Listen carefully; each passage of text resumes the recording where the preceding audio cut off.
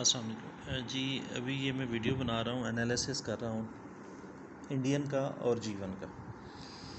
ये मुझे कल कुछ बल्ब मिल गए थे इंडियन के। ये देखिए, ये इंडियन का बल्ब है। सबसे पहली चीज़ कि इसमें ये ब्राउनिश कलर होगा।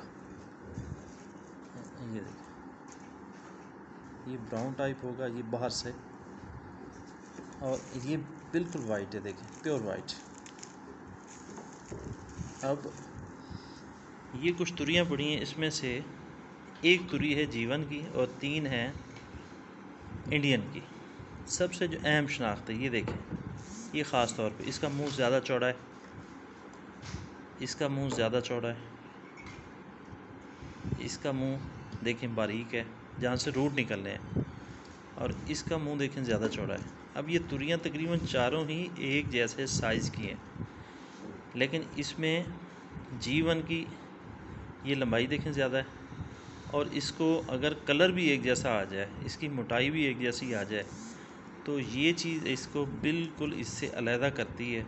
ये देखें, इसका मुंह छोटा है और उसका मुंह इंडिया वाले का बड़ा है। ये सबसे अहम निशानी है।